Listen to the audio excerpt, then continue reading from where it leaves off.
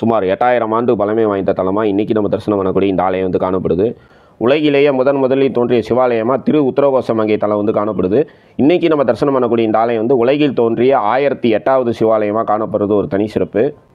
திரு உத்தரகோசமங்கை தலத்தில் சிவபெருமான் தன்னோட அவதாரத்தை தொடங்கி இன்றைக்கி நம்ம தரிசனம் பண்ணக்கூடிய பூர்த்தி கோயில் என்று அழைக்கக்கூடிய இந்த ஆலயத்தில் வந்து தன்னோட அவதாரத்தை வந்து நிறைவு செய்து 1008வது சிவாலயமாக இந்த ஆலயத்தில் வந்து எழுந்தருள் புரிஞ்சிருக்காரு.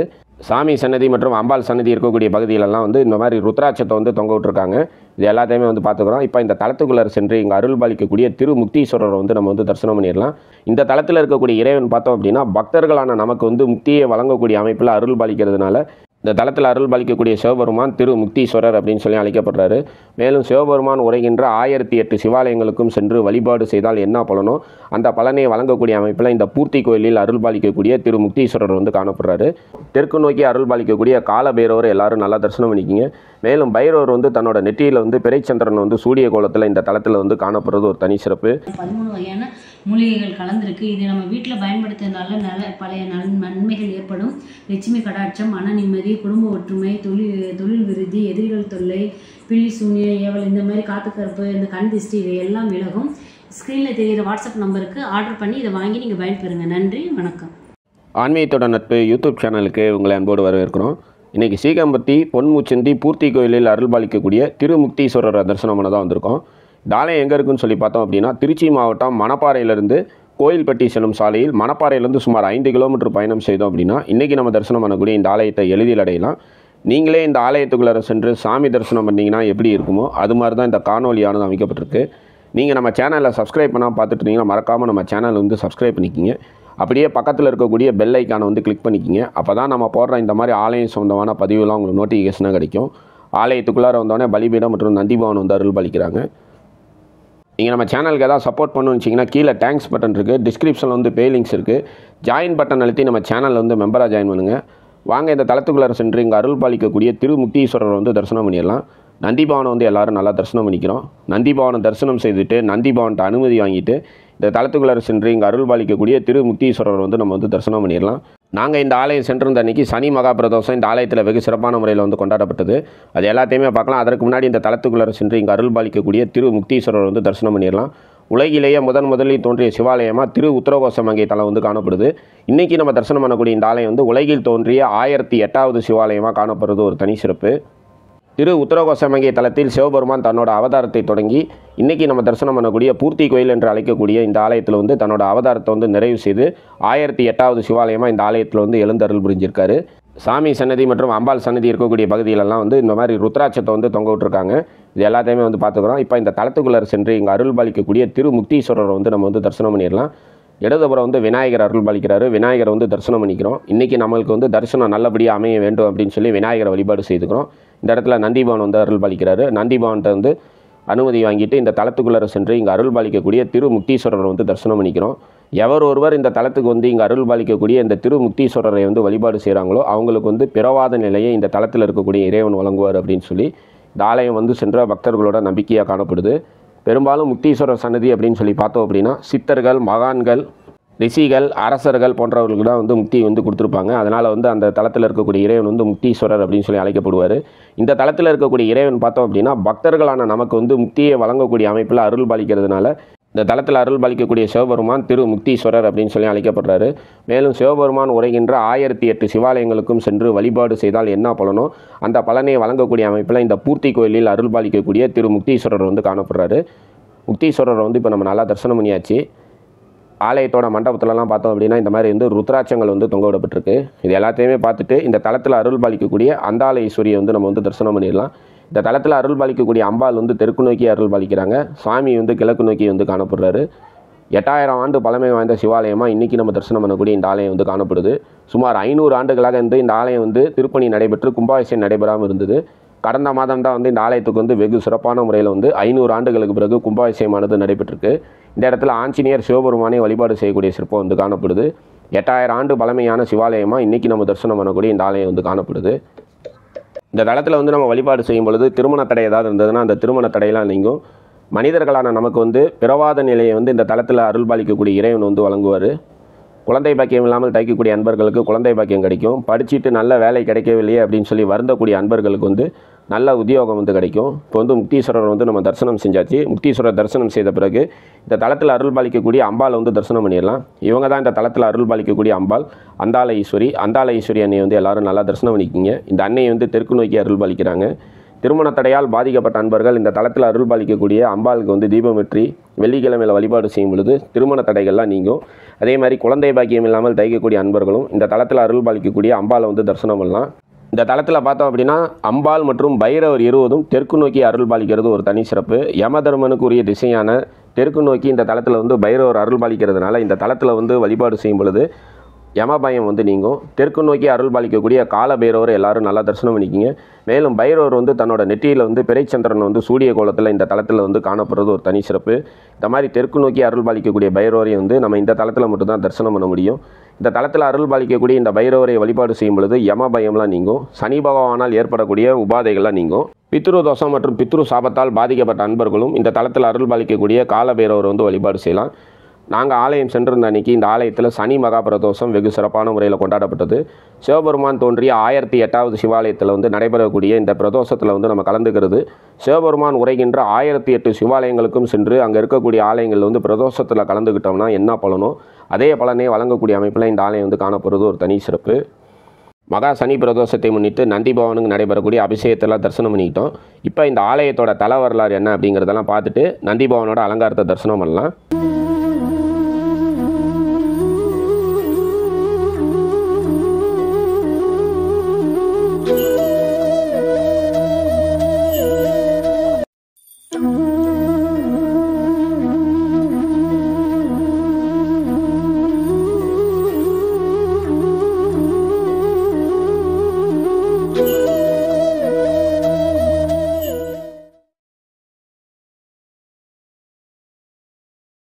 இந்த திருக்கோவிலானது திருச்சி மாவட்டம் மணப்பாறை வட்டம் சீகப்பட்டி கிராமம் பொன்முச்சந்தி அருகில் பூர்த்தி கோவில் என்ற இடத்தில் திருமுக்தீஸ்வரர் அமைந்துள்ளார்.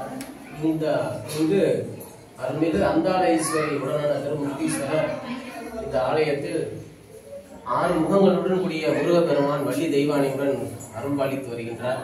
அதேபோல் தட்சிணாமூர்த்தி, கன்னிமூல விநாயகர், சண்டிகேஸ்வரர், நந்தி பெருமான், கால பைரவர் உள்ளிட்ட இந்த பரிவார தெய்வங்கள் இங்கு அருள்பாலித்து வருகின்றனர். இந்த கோவிலானது பூர்த்தி கோவில் என்று சொல்லக்கூடிய இந்த இடம் பூர்த்தி கோவில் என்று எப்படி பெயர் வந்தது என்றால், திருமுக்தீஸ்வரர் அவர்கள் இந்த இடத்தில் தான் தன்னுடைய அவதாரத்தை நிறைவு செய்துள்ளார். இந்த இடத்தில் நேரடியாக அவர் எழுந்தருளி அவர் பக்தர்களுக்கு காட்சி கொடுத்து தன்னுடைய அவதாரத்தை நிறைவு செய்து அவருடைய அவதாரம் பூர்த்தி ஆனதின் காரணமாக தான் இந்த ஊருக்கு பெயர் பூர்த்தி கோவில் என்று பெயர் பெற்றதாக இந்த கல்வெட்டில் குறிப்பிடப்பட்டுள்ளது. அப்படிப்பட்ட இந்த திருக்கோவிலில் இன்னும் ஒரு அபூர்வம் என்னவென்றால், நம்மளுடைய பைரவ பெருமானுடைய நெற்றியில் பிறை போன்று காணப்படும். இந்த திருக்கோவிலில் மேலும் ஒரு சிறப்பு என்னவென்றால், இங்கு நவ கிரகங்கள் கிடையாது. நவ கிரகங்கள் கிடையாது என்றால், ராமர் லட்சுமணர் பிறப்பிற்கு முன்பு அமையப்பெற்ற சிவதலங்களில் இவர் முன்னோடியாக இருந்துள்ளார். அப்படிப்பட்ட ராமபெருமான் அந்த லங்கேஸ்வரனை வதம் செய்து அதை பரிகாரம் செய்கின்ற பொழுதுதான் அந்த நவகிரகங்களை உருவாக்கி வழிபாடு செய்து தன்னுடைய பாவத்தை அவர் விமோசனம் செய்தார். அப்படி அமையப்பெற்ற அதற்கு பின் அமையப்பெற்ற அனைத்து சிவாலயங்களிலும் நம்மளுடைய நவகிரகங்கள் இருக்கும். ஆனால் இந்த திருக்கோவிலானது நவகிரகங்கள் இல்லாத ஒரு சிறப்பு வாய்ந்த திருத்தலமாகும். இந்த முக்தீஸ்வரர், அதாவது நம்ம தமிழ்நாட்டில் பல்வேறு சில முக்தீஸ்வரர் என்ற பெயரில் சில சிவாலயங்கள் உண்டு. அந்த சிவாலயங்கள் எல்லாம் மன்னர்களுக்கு, பல்வேறு மன்னர்களுக்கு முக்தி நிலையை கொடுத்ததாகவும், தசரத பெருமானுக்கு கொடுத்ததாகவும், பல்வேறு மன்னர்களுக்கு கொடுத்ததாகவும் தான் ஸ்தல வரலாறு குறிப்பிடுகின்றனர். ஆனால் இவர் தன்னுடைய முக்தீஸ்வரர் மக்களுக்கு, நம்மளுடைய சாதாரண ஒரு அடித்தட்டு மக்களுக்கு, அவர்கள் யார் இவரை தேடி வருகிறார்களோ அவர்களுக்கு முக்தி நிலையை கொடுக்கக்கூடிய ஒரு சிவபெருமான் சாதாரண மக்களுக்கு. இந்த திருக்கோவில் 1008வது சிவாலயமாகும். 1008 அப்போ முதல் சிவாலயம் திரு உத்தரகோச மங்கை, கடைசியாக தன்னுடைய அவதாரத்தை நிறைவு செய்து அவர் இந்த இடத்தில் அவர் நிறைவு செய்ததன் காரணமாக அந்த இடம் பூர்த்தி கோயிலாகவும், அதே போல் திருமுக்தீஸ்வரர், திரு உத்தரகோச மங்கை திருமுக்தீஸ்வரர் நிறைவு செய்யும் பொழுதும் அதே பெயர் திரு. அதே போல் அவர் முதலில் தோன்றியதும் திரு. அப்படிப்பட்ட ஒரு சிவாலயம் என்பது, பல்வேறு சிவாலயங்கள் இருந்தாலும் அந்த சிவாலயங்கள் எல்லாம் அப்போதைக்கு அந்தந்த குறுநில மன்னர்களால் உருவாக்கப்பட்ட ஒரு சிவாலயங்கள். அந்த சிவாலயங்கள் தன்னுடைய மன்னர்கள் தங்களுக்கு வழிபாட வேண்டும் என்பதற்காக அமைக்கப்பட்ட சிவாலயங்களாக இருந்தாலும், இந்த இடத்தில் சிவபெருமான் நேரடியாக எழுந்தருளி காட்சி கொடுத்த இடம், தன்னுடைய அவதாரத்தை நிறைவு செய்த இடம். இன்னொரு கூடுதல் சிறப்பு என்னவென்றால், இங்கு பைரவ பெருமான் தன்னுடைய நெற்றியில் திரை போன்று இருப்பார். அப்போ அந்த முன்னோர்கள் குறிப்பிடுவது அந்த பைரவர் அவதாரமாக எடுத்திருக்கிறார். அப்போ பைரவர் அவதாரம் எப்போ எடுத்தார் என்றது தெரியாது. அப்படி 2 முறை இந்த இடத்தில் சிவபெருமான் அவர்கள் காட்சி கொடுத்த இடம் உலக வரலாற்றில் நீங்கள் சிவாலயங்களில் எந்த சிவாலயங்கள் எடுத்தாலும் இது போன்ற ஒரு அமைப்பு எந்த இடத்திலுமே இருக்கின்ற வாய்ப்பு இல்லை. அப்படிப்பட்ட இந்த சிவாலயத்தில் மக்கள், பொதுமக்கள் வரக்கூடியவர்களுக்கு தன்னுடைய கஷ்டங்களை, தன்னுடைய வேண்டுதல்களை, நீண்ட நாள் கோரிக்கைகள், நீண்ட நாள் திருமணம் ஆகாத ஒரு பிரச்சனை உள்ளவர்கள், குழந்தை பாக்கியம் இல்லாதவர்கள், இப்படி அவர்கள் என்ன நினைத்து வருகிறார்களோ அவர்களை நினைத்ததை பூர்த்தி செய்து முக்தியை கொடுக்கக்கூடிய சிவபெருமான் அவர் இங்கு வரக்கூடிய பக்தர்களுக்கு மிகவும் அருள்பாலித்து வருகிறார். இந்த சிவாலயமானது சுமார் 8000 வருடங்கள் பழமையான திருக்கோவில் என்று நம்முடைய தொல்லியல் துறையினர் குறிப்பிட்டுகிறார்கள். இந்த 8000 வருடங்கள் மிகவும் பழமையான இந்த திருக்கோவில் சுமார் 500 ஆண்டுகள் இங்கு கும்பாபிஷேகம் நடைபெறாமல் 9 மன்னர்களால் இந்த திருக்கோவிலை திருப்பணி செய்து கும்பாபிஷேகம் நடத்தியுள்ளார்கள். அந்த கல்வெட்டின் அறிக்கை எல்லாம் எங்களிடம் ஆவணங்களாக உள்ளது. அப்படிப்பட்ட இந்த திருக்கோவில் 1900 வருஷம் வெள்ளையர்கள் ஒரு உத்தரவு பிறப்பித்திருக்கிறார்கள். அந்த வெள்ளைக்காரர்கள் 1000 ஆண்டு பழமையான திருக்கோவில்களை கணக்கில் எடுங்கள் என்று குறிப்பிட்டதன்படி 1908 வருடம் doctor K Ramesh MA PhD என்பவர் மைசூரில் இருந்து ஒரு டைரக்டர், ஆர்காலஜிஸ்ட் டைரக்டர், இந்த கோவிலுடைய கல்வெட்டுகளை ஆராய்ச்சி செய்து அதில் குறிப்பிடப்பட்டுள்ளது 9 மன்னர்கள் இந்த கோவிலுக்கு திருப்பணி செய்து கும்பாபிஷேகம் நடத்தியுள்ளார்கள். அதற்கு பின்னிட்டு திருப்பணிகள் நடைபெற்று இருக்கிறது, ஆனால் கும்பாபிஷேகமே நடைபெறவில்லை என்று குறிப்பிட்டார்கள். எப்படி என்று நாங்கள் கேட்டுக்கின்ற போது அவர்கள் சொன்னார்கள், மிகவும் பிரசித்தி பெற்ற தொன்மை வாய்ந்த 8000 வருடங்கள் மிகவும் பழமையான இந்த திருக்கோவிலானது கும்பாபிஷேகம் கண்டிப்பாக நடந்திருக்க வேண்டும். இந்த நாங்கள் திருப்பணிக்கு முன்னர் என்னிடம் பழைய இந்த புகைப்படங்கள் எல்லாம் உண்டு. அந்த விமானத்தை, சுவாமியினுடைய விமானமும் அம்பாளுடைய விமானமும் முருகபெருமானுடைய விமானம், 3 விமானங்கள் தான் இங்கு இருந்தது. இந்த 3 விமானங்களும் அதாவது கடுக்காய் கொண்டு சுண்ணாம்புகளால் கட்டப்பட்டிருந்தது. அவர்கள் சொன்னது என்னவென்றால், இந்த விமானத்தில் வைக்கக்கூடிய கலசம் வந்து சுமார் 500 ஆண்டுகள் ஆகின்றன. ஆனால் இது கடுக்காயில் கட்டப்பட்ட சுண்ணாம்பால் வடிவமைக்கப்பட்ட இந்த கலசம் இருப்பதனால் இது 500 ஆண்டுகள் இது கும்பாபிஷேகமே நடைபெறவில்லை என்று அவர்கள் தெளிவாக குறிப்பிட்டனர். ஆனால் நாங்கள் அவர்கள் சொன்னதை எங்களுக்கு ஒரு ஆச்சரியமாக இருந்தாலும் என்னுடைய தந்தையார் அவர்களிடம் கேட்ட பொழுது அவர் ஒரு 100 வருட காலமாக இந்த கும்பாபிஷேகம் நடைபெறவில்லை என்று குறிப்பிட்டார்கள். அதே போல என்னுடைய தாத்தா, என்னுடைய பாட்டன், இப்படி 3 தலைமுறை 4 தலைமுறை கேட்ட பொழுது அவர்கள்ட்ட கேட்கும் போது அவர்கள் இல்லை என்று சொன்னதின் காரணமாக நாங்கள் அந்த இதை மட்டும் நாங்கள் ஹைலைட் பண்ணி 300 வருடங்களுக்கு பின்பு இந்த திருப்பணி நடைபெற்று கும்பாபிஷேகம் நடைபெறுவதாக நாங்கள் அதை வெளி மக்களுக்கு அதை தெரியப்படுத்தினோம். அப்படிதான் இந்த திருப்பணியானது தொடர்ந்து 2022 ஆண்டு அக்டோபர் மாசம் 22ஆம் தேதி பாலாலயம் செய்யப்பட்டு மார்ச் மாசம் 20ஆம் தேதி 2023ஆம் வருடம் நம்முடைய கன்னிமூல விநாயகருக்கு பூஜை செஞ்சு இந்த திருப்பணியை நாங்கள் தொடங்கினோம். 1.5 வருடம் முதல் 1.25 வருடத்திற்குள் இந்த திருப்பணியை நாங்கள் நிறைவு செய்தோம். புதிதாக ராஜகோபுரத்துடன் அமைந்த அந்த ராஜகோபுரம் என்னுடைய கனவில் சிவபெருமான் அவர்கள் காட்சி கொடுத்தார். அந்த அந்த அந்த ராஜகோபுரம், நான் ஒரு வழக்கறிஞராக இருந்தாலும் அந்த கட்டுமான பற்றி எனக்கு தெரியாது என்பதால் நீங்கள் சொன்னது எனக்கு புரியவில்லை, நான் எப்படி அதை நான் சொல்றது அப்படின்னு கேட்கும் போது அவர் என்னை ஒரு திருக்கோவிலுக்கு வர சொல்லி சொன்னார். அந்த திருக்கோவிலுக்கு நான் சென்றேன். வாலிகண்டபுரம் சென்று வா என்று சொன்னார். நான் அங்கே சென்றிருக்க போது என்னுடைய கனவில் வந்த அந்த கோபுரம் அங்கு இருந்தது. ஆனால் அது பொம்மையுடன் இருந்தது.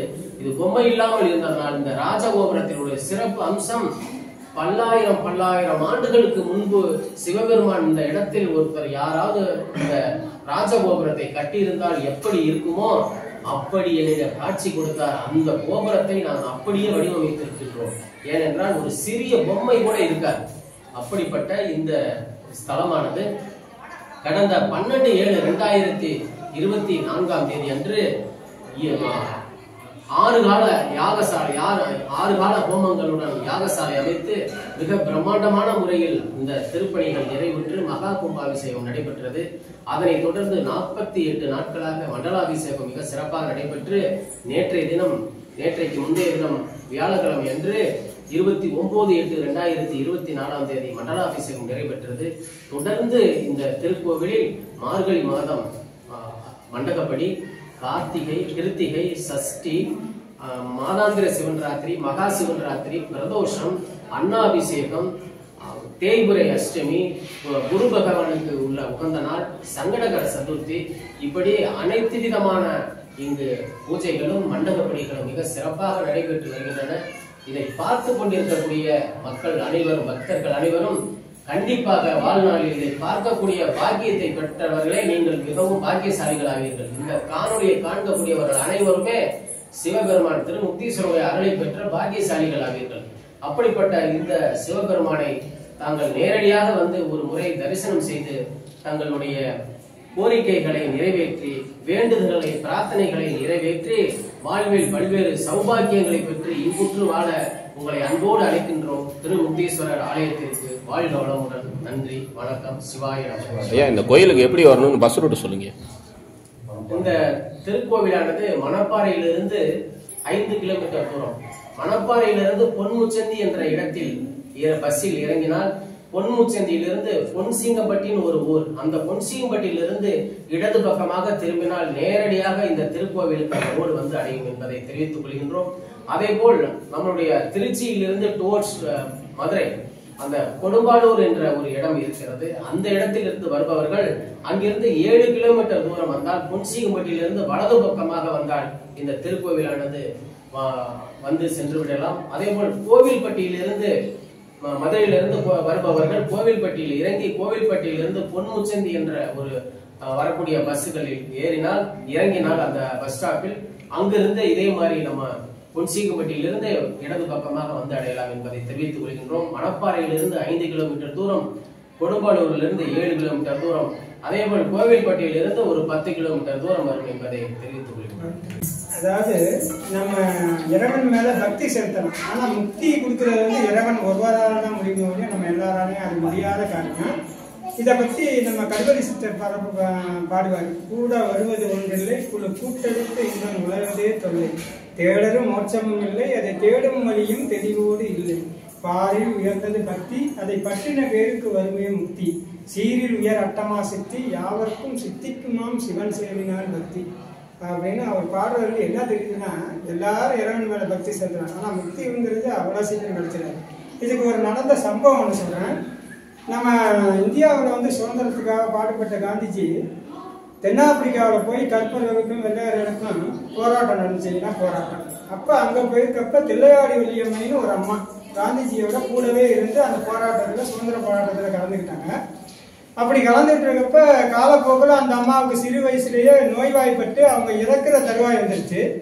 அப்போ அந்த இறக்குற தருவாயில் அவங்க கேட்குறாங்க, நான் காந்திஜி, நான் என்னைக்கா இருந்தாலும் இறந்துங்கிற கட்டத்தை வந்துட்டேன், என்னை வந்து இறந்ததுக்கப்புறம் இந்த உடலை அடக்கம் பண்ணுறப்ப ஒரு பதியத்தை பாடி, ஒரு பாட்டை பாடி நீங்கள் வந்து அடக்கம் செய்யணும் அப்படின்னு சொல்கிறப்ப, அது என்னம்மா பாட்டு அப்படின்னு கேட்குறப்ப, திருவாசகத்தில் வந்து அக்ஷர பதிகம்னு ஒன்று இருக்குது, அதில் வந்து நீங்கள் வந்து முக்தி நெறி அறியாத முக்தி நெறி அறியாத மூக்கரோடும் முயல்வேனை பக்தி நெறி அறிவித்து பல வினைகள் பாரும் வண்ணம் சித்தமலம் அறிவித்து சிவமாக்கி எனையாண்ட அத்தனெனக்கு அருளியவாறு ஆர்வெருவார் அச்சோவே நெறியல்லா நெறிதன்னை நெறியாக நினைவேனை சிறுநெறிகள் சேராமே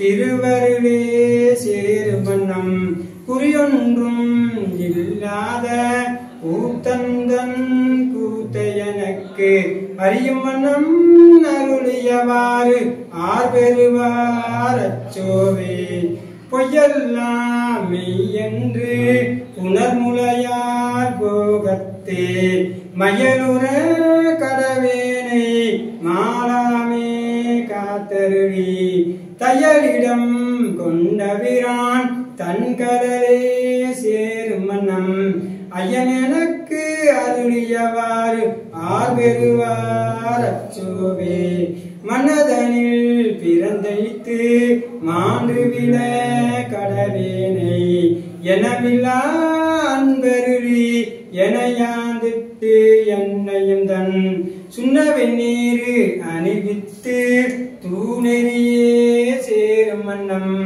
அண்ணல் எனக்கு அருளியவாறு ஆர்வெருவார் அச்சோவே பஞ்சாய அடிமடவார் கடைக்கண்ணால் இடர்பட்டு நெஞ்சாய துயர் கூற நிற்பேன் முன் அருள் பெற்றே உஞ்சே நான் உடையானே அடியேனை வருகவென்று அஞ்சேல் என்று அருளியவாறு ஆர்வெருவார் அச்சோவே வெந்துவிலும் உடற்பிறவி மெய்யென்று வினை பெருக்கி கொந்துகுழல் கோள்வலையால் குவிமுழமேல் வீழ்வேனை அப்படின்னு இந்த பதியத்தை பூரா பாடி அவரை கடைசியா சொல்லுவாரு செம்மை நலம் அறியாத சிடரொடும் திரிவேனை மும்மை மலம் அறிவித்து முழுதாய முதல்வந்தான் நம்மையும் ஓர் பொருளாக்கி நாய் சிவிகை ஏற்றுவித்த அண்ணன் எனக்கு ஐயன் எனக்கு அருளியவாறு அம்மை எனக்கு அருளியவாறு ஆர்வெருவார் அச்சோவேன்னு இந்த பதியத்தை பாடி அடக்கம் பண்ணுங்கன்னு அவங்ககிட்ட சொல்லியிருக்காங்க. உடனே காந்திஜி இது எந்த இதுல இருக்குன்னு கேட்கறப்ப தமிழ் மொழியில திருவாசகத்துல கடைசி பதியம் அச்சோபதியம் அந்த பதியத்தை பாடி என்னை அடக்கம் பண்ணணும்னு கேட்டாங்க. அதே மாதிரி காந்திஜி அதே மாதிரி அதை பக்கத்தில் இருக்க தமிழர்கிட்ட சொல்லி அதை அந்த பதியத்தை பாடி அடக்கம் பண்ணாங்க. அப்போ காந்தி இந்த திருவாசகத்துக்கு இவ்வளோ ஒரு மகிமை இருக்கா, இதை படித்தா முக்தி அடையலான்னு எனக்கு தெரியாமல் போச்சு, நான் தமிழ் படிக்காமல் போனேன், நான் தமிழ் படிச்சுட்டு அந்த நேரம் முக்தி நிலைக்கு பேர் பண்ணேமா, அது தெரியாமல் போயிட்டேன்னு கதறி அழுதார். அப்படிப்பட்ட ஒரு சக்தி வாய்ந்த பதிகம் இந்த திருவாசகத்துல இருக்கு. அந்த சக்தி வாய்ந்த பதிகத்துல முக்தியை கொடுக்குற பதிகம் இந்த பதிகம். அந்த முக்தியை கொடுக்குற சாமி நம்ம இங்க அமர்ந்து அருள்பாலிக்கிறாரு. அதனால இவரை வேண்டினோம்னா கண்டிப்பா சிவபக்தர்களுக்கும் சிவனடியார்களுக்கும் மக்களுக்கும் எல்லாத்துக்கும் முக்தியை தரக்கூடிய பெருமான் இவர் தான். வேற யாரும் இவரை தவிர முக்தியை யாரும் தர முடியாது. மற்றவங்கெல்லாம் முக்தீஸ்வரன் நிறைய இடத்துல கோயில் இருக்கு, திருவாரூர்கிட்ட இருக்கு, சமயபுரத்திட்ட இருக்கு. அதெல்லாம் பார்த்தீங்கன்னா சம்பாசி ஜடாயு இது மாதிரி ராமரோட கூட இருந்த பறவைகளுக்கு கொடுத்த தலம். முனிவர்கள் தேவர்கள் முக்தி அடைஞ்ச தலத்துக்கு தான் முக்தீஸ்வரன் பேரு. ஆனா பக்தருக்காகவே முக்தி தலத்துக்காக ஒரு பெருமான் 1008வது சிவனா உட்கார்ந்துருக்காருன்னா அது இவருதான். அதனால இங்க வேண்டவங்களுக்கு சத்தியமா முக்தி கிடைக்கும். அதுல எந்த மாற்றமும் இல்லை. நாங்க வெளியில இருந்து வரப்ப பல நினைப்போட நம்ம வருவோம். ஆனா இங்க உள்ள பார்த்தோம்னா எல்லாமே அங்கேயே கலந்து விழுந்துடும். இங்க நம்ம சாமி நினைப்பை தவிர வேற எதுவும் வர்றதில்லை. அப்படியாப்பட்ட ஊர் இந்த ஊர். அதனால இதை விட்டு போக கூட எங்களுக்கு மனசு இல்லை. அப்படியாப்பட்ட ஒரு சிவத்தலம். இந்த எல்லாரும் சாமியை வழிபாடு பண்ணா முக்தி கண்டிப்பா கிடைக்கும். அதை மாற்றம் இல்லை. நம்ம பார்வதிகரையே நாடுடைய சிவனே போற்றி, ஏகம்பத்திர எந்தாய் போற்றி, காவாய் கனகத்திரவே போற்றி, சிற்றம்பலம்.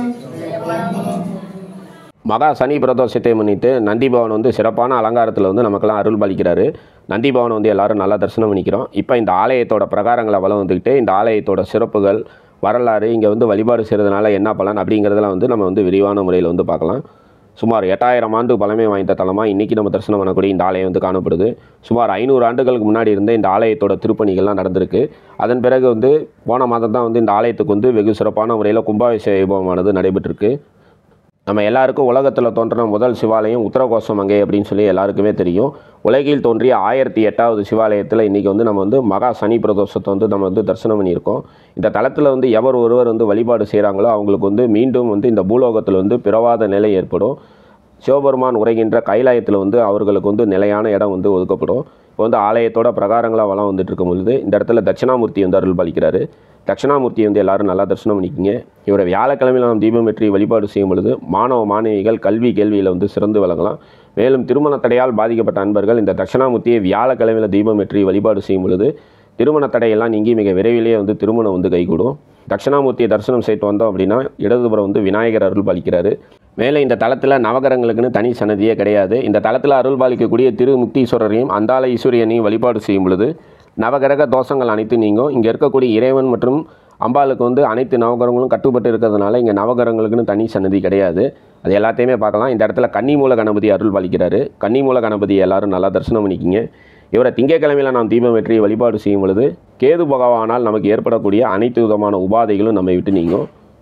நவகிரகங்கள் இல்லாத சிவாலயம் அப்படிங்கும் பொழுது அந்த தலத்தில் இருக்கக்கூடிய சாமி அம்பாள் இருவரையும் வழிபாடு செய்யும் பொழுது அனைத்து நவகிரகங்களாலும் நமக்கு ஏற்படக்கூடிய இன்னல்கள் அனைத்தும் நம்மை விட்டு நீங்கும். இப்போ வந்து ஆலயத்தோட பிரகாரங்களாக வளம் வரும்போது முருகபெருமானை வந்து நம்ம வந்து தரிசனம் பண்ண போகிறோம். செவ்வாய் தோஷத்தால் திருமண தடையால் பாதிக்கப்பட்ட அன்பர்கள் இந்த தலத்தில் இருக்கக்கூடிய முருகபெருமானை செவ்வாய்க்கிழமை அன்றைக்கி வந்து தீபம் ஏற்றி அர்ச்சனை செய்து வழிபாடு செய்யும் பொழுது செவ்வாய் தோஷத்தால் ஏற்படக்கூடிய திருமண தடையெல்லாம் நீங்கும். மேலும் வந்து குழந்தை பாக்கியம் இல்லாமல் தவிக்கக்கூடிய அன்பர்கள் இந்த தலத்தில் அருள் பாலிக்கக்கூடிய முருகபெருமானை சஷ்டியில் வந்து அபிஷேக ஆராதனைகள் செய்து அர்ச்சனை செய்து தீபம் ஏற்றி வழிபாடு செய்யும் பொழுது குழந்தை பாக்கியம் இல்லாமல் தவிக்கக்கூடிய அன்பர்களுக்கு வந்து குழந்தை பாக்கியம் வந்து கிடைக்கும். முருகபெருமான் சன்னதியோட விமானத்தை வந்து தரிசனம் பண்ணிக்கிறோம். இந்த இடத்துல வந்து முருகபெருமான் வந்து சத்ரு சம்கார முருகனாய் இடதுபுறம் மயில் வாகனம் கொண்டு அருள் பாலிக்கிறது ஒரு தனி சிறப்பு. இந்த மாதிரி இடதுபுறம் மயில் வாகனம் கொண்டு அருள் பாலிக்கக்கூடிய சிவபெருமானை நாம் வழிபாடு செய்யும் பொழுது நாம் செய்யும் தொழில் அல்லது உத்தியோகத்தில் ஏற்படக்கூடிய சத்ரு தொல்லை மற்றும் எதிரி தொல்லைகள்லாம் நீங்கும். சில பேர் சொல்லுவாங்க, நான் தொழில் நல்லா செய்கிறேன், எனக்கு வந்து தொழிலில் நிறையா எதிரி தொல்லைகள் இருக்குது, உத்தியோகத்தில் வந்து எனக்கு நிறையா எதிரிகளோட தொல்லை இருக்குது அப்படின்னு சொல்லி வருந்தக்கூடிய அன்பர்கள் செவ்வாய்க்கிழமை இந்த தலத்துக்கு வந்து இங்கே அருள் பாலிக்கக்கூடிய முருகபெருமானுக்கு திரிசதி அர்ச்சனை செய்து இங்கே இருக்கக்கூடிய முருகபெருமானை செவ்வாய்க்கிழமை வந்து வழிபாடு செய்யும் பொழுது உத்தியோகம் மற்றும் தொழிலில் ஏற்படக்கூடிய சத்ரு உபாதைகள்லாம் நீங்கும். சத்ரு சம்கார முருகனை வந்து நம்ம நல்லா தரிசனம் பண்ணியாச்சு. மூலவரோட விமானத்தை வந்து எல்லாரும் நல்லா தரிசனம் பண்ணிக்கிங்க. மூலவரோட விமானத்தை தரிசனம் பண்ணுறது கோடி புண்ணியத்துக்கு சமம். உலகில் தோன்றிய 1008வது சிவாலயத்தோட மூலவரோட விமானத்தை வந்து தரிசனம் பண்ணிக்கிறோம். இப்போ வந்து இந்த ஆலயத்தோட பிரகாரங்களாக வளம் வந்துட்டுருக்கோம். அடுத்தது சண்டிகேஸ்வரர் வந்து நம்ம வந்து தரிசனம் பண்ணிடலாம். பொதுவாக சண்டிகேஸ்வரர் சன்னதிக்கு முன்னாடி துர்க்கையனை வந்து அருள் பாலிப்பாங்க. இந்த தலத்தில் வந்து துர்க்கையனை வந்து கிடையாது. இந்த தலத்தில் அருள் பாலிக்கக்கூடிய அந்தாள ஈஸ்வரி அணியை துர்க்கையோட அம்சமாக காணப்படுறதுனால அம்பாளை வழிபாடு செய்தாலே துர்க்கையனை வழிபாடு செய்த பலன் வந்து நமக்கு வந்து கிடைக்கும். சண்டிகேஸ்வரர் வந்து எல்லாரும் நல்லா தரிசனம் பண்ணிக்கிங்க. சண்டிகேஸ்வரர் தரிசனம் செய்துட்டு இந்த ஆலயத்தோட பிரகாரங்களாக வளம் வந்துட்டுருக்கோம். மேலும் இந்த தலத்தில் அருள் பாலிக்கக்கூடிய அந்தாள ஈஸ்வரி அணி வந்து துர்க்கையனையோட அதிதேவதையாக காணப்படுறதுனால, அதாவது வந்து துர்க்கையனையோட சொரூபமாக வந்து காணப்படுறதுனால இந்த தலத்தில் இருக்கக்கூடிய அம்பாளை வந்து நம்ம வழிபாடு செய்யும் பொழுது ராகு பகவானால் நமக்கு ஏற்படக்கூடிய இன்னல்கள் மற்றும் உபாதைகள்லாம் நீங்கும். காலசர்ப தோஷம், நாகதோஷம் போன்ற தோஷத்தால் பாதிக்கப்பட்ட அன்பர்கள் இந்த தலத்துக்கு வந்து இங்கே இருக்கக்கூடிய அன்னையை வந்து வழிபாடு செய்யும் பொழுது ராகு பகவானால் ஏற்படக்கூடிய உபாதைகள்லாம் நீங்கும். இந்த இடத்துல இந்த ஆலயத்தோட தீர்த்த கிணறு வந்து காணப்படுது. மேலும் இன்றைக்கி நம்ம தரிசனம் பண்ணக்கூடிய இந்த பூர்த்தி கோயிலில் வந்து சிவபெருமான் வந்து தன்னோட அவதாரத்தை வந்து இருமுறை வந்து எடுத்திருக்காரு. ஒரு முறை பார்த்தோம் அப்படின்னா பைரவராகும், அதாவது வந்து இந்த தலத்தில் அருள் பாலிக்கக்கூடிய பைரவர் வந்து பிறைச்சந்திரனை வந்து சூரிய கோலத்தில் தெற்கு நோக்கி வந்து காணப்படுறாரு. பைரவராக ஒரு முறை இந்த தலத்தில் வந்து சிவபெருமான் வந்து தன்னோட அவதாரத்தை வந்து எடுத்திருக்காரு. அதன் பிறகு பார்த்தோம் அப்படின்னா திருமுக்தீஸ்வரர் அப்படிங்கிற பேரில் வந்து 2வது முறையாக வந்து பக்தர்களான நமக்கெல்லாம் வந்து முக்தியை வழங்கக்கூடிய அமைப்பில் திருமுக்தீஸ்வரர் அப்படின்னு சொல்லி சிவபெருமான் வந்து 2 முறை அவதாரத்தை எடுத்த புண்ணிய தலமாக இன்றைக்கி நம்ம தரிசனம் பண்ணக்கூடிய இந்த ஆலயம் வந்து காணப்படுது. எவர் ஒருவர் இந்த தலத்துக்கு வந்து வழிபாடு செய்கிறாங்களோ 1008 சிவாலயங்களுக்கும் சென்று வழிபாடு செய்தால் என்ன பலனோ அந்த பலன் வந்து கிடைக்கும். உத்தரகோசமங்கையில் வந்து நம்மளோட பயணத்தை ஆரம்பித்து இந்த கோயிலில் வந்து நம்ம வந்து பூர்த்தி செய்யணும் அப்படிங்கிறதுனால இந்த கோயில் இருக்கக்கூடிய பகுதி வந்து பூர்த்தி கோயில் அப்படின்னு சொல்லி அழைக்கப்படுது. எல்லாருக்கும் திரு உத்தரகோசமங்கை அப்படிங்கிறது முதல் சிவாலயம்னு தெரியும். 1008வது சிவாலயமான இந்த ஆலயத்தை வந்து நம்ம வந்து சனி மகா பிரதோஷத்தன்னைக்கு வந்து தரிசனம் பண்ணியிருக்கோம். ஆலயம் வந்து கும்பாபிஷேகம் நடைபெறதுக்கு முன்னாடி எப்படி இருந்தது, கும்பாபிஷேகத்துக்கு அப்புறம் எப்படி இருக்குது அப்படிங்கிற அந்த புகைப்படங்கள்லாம் வந்து ஆலயத்தோட முகப்பில் வந்து வச்சுருக்காங்க. உலகில் தோன்றிய 1008வது சிவாலயம் அப்படிங்கிறதுனால இந்த தலத்தில் வந்து இங்கே இருக்கக்கூடிய சாமி அம்பாள் இருவரையும் வழிபாடு செய்து இங்கே வந்து ஒரு பிரதோஷம் வந்து நம்ம வந்து கலந்துக்கிட்டாலும் 1008 சிவாலயங்களுக்கும் சென்று வழிபாடு செய்து 1008 தலங்கள்லையும் பிரதோஷத்தை வந்து தரிசனம் செய்தால் என்ன பலனோ அந்த பலன் வந்து கிடைக்கும். அது வந்து சனி மகா பிரதோஷம் அப்படின்னா 1,08,000 பிரதோஷம் வந்து தரிசனம் செய்த பலன் வந்து நமக்கு வந்து கிடைக்கும். இந்த கோயிலுக்கான கூகுள் மேப் லிங்கை கீழே வந்து டிஸ்கிரிப்ஷனில் தந்திருக்கேன். அதை பயன்படுத்தி நீங்கள் இந்த ஆலயத்தை வந்து எளிதில் அடையலாம். இந்த வீடியோ பிடிச்சிருந்தது அப்படின்னா உங்கள் ஃப்ரெண்ட்ஸ் எல்லாருக்கும் ஷேர் பண்ணுங்கள். மறக்காமல் நம்ம சேனலை வந்து சப்ஸ்கிரைப் பண்ணிக்கிங்க. மறுபடியும் இதே மாதிரி சிறப்பு வாய்ந்த இன்னொரு ஆலயத்தில் நம்ம எல்லாரும் சந்திக்கலாம். நன்றி, வணக்கம்.